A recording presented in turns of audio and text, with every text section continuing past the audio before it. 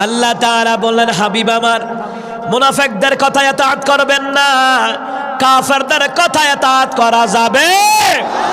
যারা বলে মাইজবান্দার হযরত দরবারে আল্লাহ হলো মুনাফিকের দল, ওই মুনাফিকের কথা মুসলমান মানতে পারে?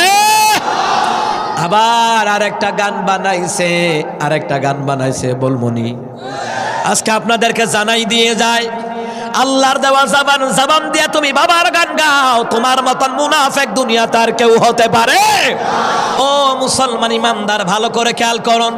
আজকে বাংলাদেশ বলেন, ভারত বলেন, পাকিস্তান বলেন, এই তিন রাষ্ট্রের ভিতরে যারা ভণ্ডামি করে তারা নাম দেয় সুন্নি, আর যারা সহিভাবে কোরআন হাদিস দিয়ে আমল করে এদেরকে গালি দেয় ওয়াহাবি। কত রকমের গান বানাও।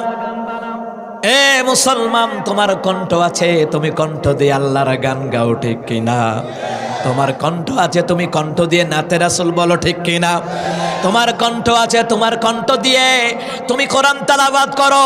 যত রকমের ভণ্ড সুন্নি মাজার পূজারি দেখলাম, একটাও কোরআন পড়া সহি হয় না। আমি বলে দিলাম, এদের পড়া সহি হয় না। এরা ভান্দামি আর সাফার জুর আছে, সাফার জুর দিয়া দিয়া বলে সুন্নি সুন্নি, আসলে না। যারা নবীর সুন্নতকে যারা কবর দেয় এরা সুন্নি হতে পারে না, পারে না, পারে না। আবার ঢুল তবলাও বাজায়, আছে না নাই? আল্লাহ তাআলা বললেন, ওয়া মিনান নাসি মাইয়াশতারি লাহওয়াল হাদিস।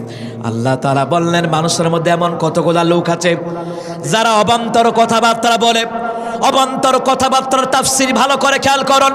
তাফসীর ইবনে কাসির, তাফসীর ফাতহুল মাজিদ, যতগুলি তাফসীর জালালানী ইবনে কাসির সহকারে ওই তাফসীর গ্রন্থের ভিতরে মুহাদ্দিসিনে কেরাম, মুফাসসিরিনে কেরাম বললেন, অবান্তর কথাবার্তাকে গান বাজনা বোঝানো হয়েছে।